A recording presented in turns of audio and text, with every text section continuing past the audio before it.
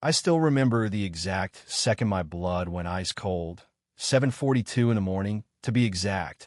Walking back from the gym, just wanting some peace and maybe a strong cup of coffee. And there she was, our beloved neighborhood HOA president, Karen, crouched by my mailbox like a raccoon in yoga pants, her French manicure halfway into my bill for the 47th day in a row. She didn't even jump when she saw me, just smirked, tucked the stack under her Lakeview Estates clipboard, and strutted off like she owned the entire zip code. And honestly, that was the moment something snapped inside me. This wasn't nosiness anymore, it was straight-up obsession. And, yeah, felony level too. And I decided right then, I was done letting her make my life hell. She was about to regret ever touching my mail. So, hey, name's Rohan, I'm 29, software engineer, moved into Lakeview Estates thinking, finally, I get some peace. Yeah, that was dumb. 6 months in, and Karen, 55, bleach blonde bob, always in pastel activewear like 2 sizes too small. She'd been HOA president for 12 years straight and strutted around like that maid of the local queen. Day one, she hated me. Too brown, too single, car too loud, grass apparently 3/10 of an inch too long. She found something every time. She left passive-aggressive notes on my windshield, find me for Christmas lights that were apparently the wrong color. Even called the cops because my Amazon packages cluttered the aesthetic. But stealing mail? That's not just petty. It's a federal crime, and I was done playing Mr. Nice guy. At first it was small stuff, catalogs would vanish, then birthday cards from my mom in India just disappeared, and then the big one, my new credit card never showed up. I call the bank, and they tell me it was delivered and signed for by K. Mitchell. Yeah, Karen. She literally forged my name. That was it.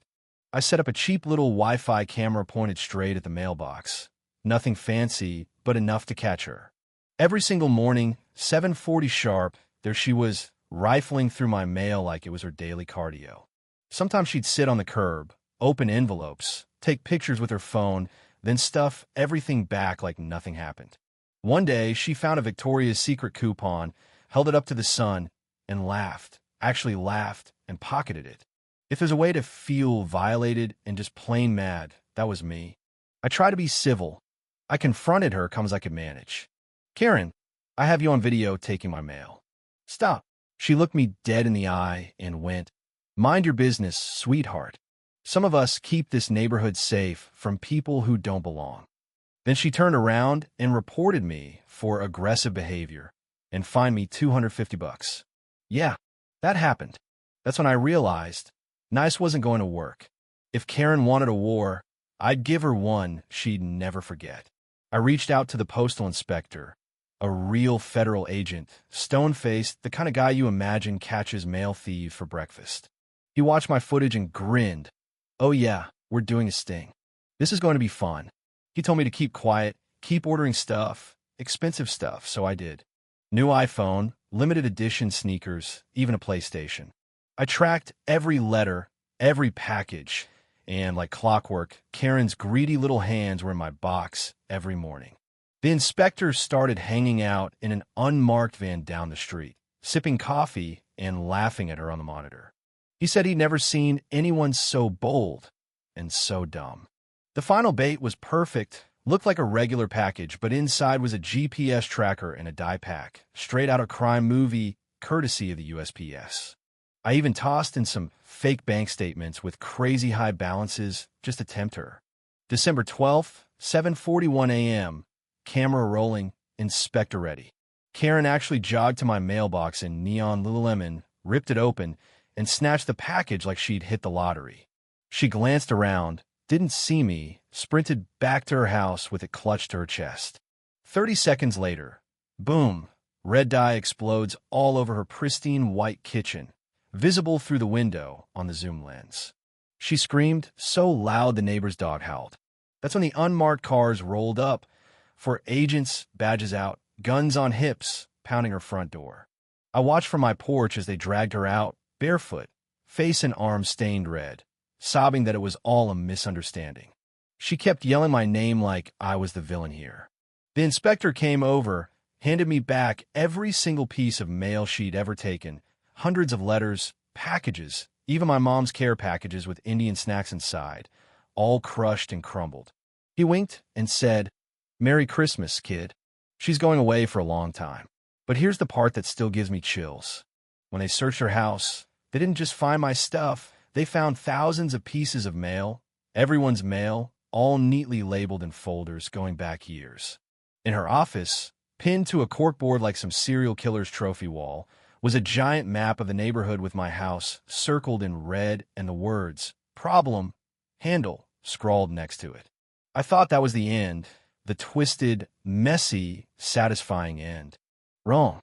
What they found in her basement changed everything. The agents came out with box after box labeled for every street in Lakeview Estates. I stood there in my gym shorts, neighbors creeping out in robes with their phones, recording the circus. Karen, now in the back of a postal truck, pressed her mascara-streaked face to the window, screaming, "He set me up. That foreigner set me up." The lead inspector, Agent Ruiz, walked over, peeled off his gloves, and said, "Rohan, you're going to want to see this. Brace yourself." They let me inside her house. Smelled like lavender candles and pure insanity. The whole dining room, transformed into a control center. 6 monitors, all cycling through Ring camera feeds, dozens of them, half not even hers. She'd been paying teenagers to borrow their parents' login info. Every driveway, backyard pool, every window facing the street, she was watching all of us 24/7. But that was just the appetizer. In the basement, they found the real horror show. One wall, floor-to-ceiling filing cabinets. Every piece of mail she'd ever stolen, photocopied, scanned, cataloged by address. Medical records, love letters, divorce papers, report cards, even kids' drawings to Santa. She had it all. Ruiz pulled out a drawer marked Kararma, my last name. There's an entire folder, 2 inches thick, printouts of my bank logins, photos she'd taken through envelopes with a flashlight, screenshots of my Venmo, even a close-up of the birthday card my little sister wrote me in glitter gel pen. I almost threw up on her beige carpet.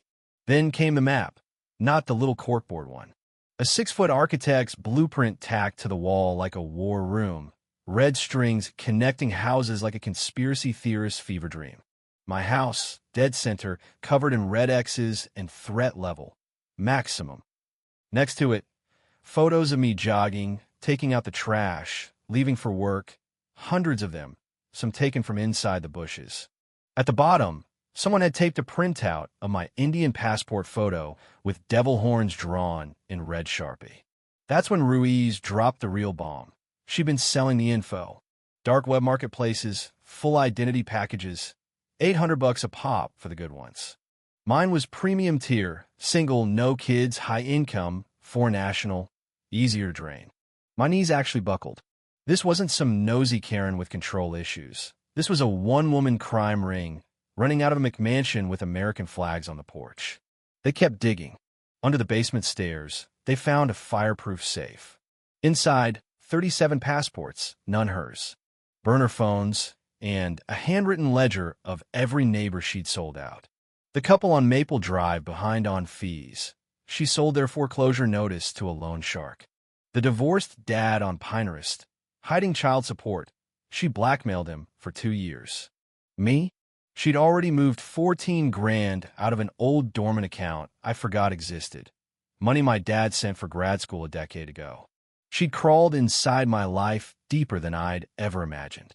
Neighbors panicked when a news van showed up. People hugging, crying, yelling at each other. Some had no idea their darkest secrets had been auctioned off by the woman who organized the chili cook-off. Karen's husband, quiet guy, always mowing the lawn at 6 a.m., just sat on the steps, staring at nothing while FBI windbreakers swarmed his house. Turned out he'd been sleeping in the guest room for 3 years. No clue. Then the final gut punch. Ruiz played me a recording from her phone. Karen, drunk on boxed wine, leaving herself a voice memo 2 nights before the sting. That little curry bastard thinks he can just move in here and ruin everything. I built this place. I decide who stays. Once I drain his accounts and get him deported, Lakeview will finally be perfect again. She laughed, a wet, evil laugh that echoes in my head.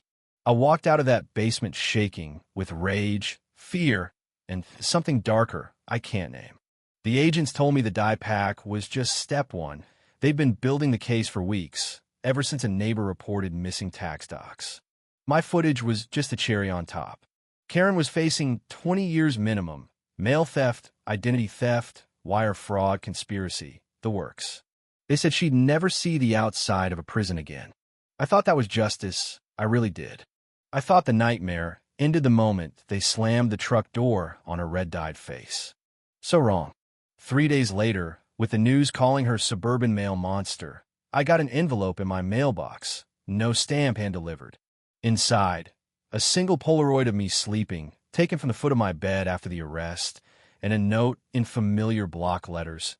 You got mommy arrested. Now it's daddy's turn to play. On the back, a lipstick kiss, the exact shade Karen wore every day. Turns out the monster wasn't working alone, and the real predator was still free in Lakeview Estates. I didn't sleep for 4 days. The Polaroid sat in a USPS evidence bag on my kitchen counter, taunting me. Me asleep, mouth open, one arm hanging off the bed. Ruiz ran prints, DNA, everything. Nothing. Whoever took it wore gloves and used a 20-year-old camera with no digital trail. But the lipstick kiss, lab confirmed it. Karen's discontinued suburban Rose 4. She was in federal holding 40 miles away. No visitors, no calls. Yet somehow, she'd reached out from her cage, or someone had done it for her. I moved out that night, booked the first Airbnb I could find, 30 minutes away, left every light burning. Ruiz told me to sit tight while they searched for accomplices. I didn't. I started digging myself. First stop, her husband, Greg Mitchell. Quiet gray, always smiling Greg. Found him at a Marriott by the airport, paying cash. When he saw me, his face fell apart. He let me in, rooms smelling like whiskey and panic, and just broke down.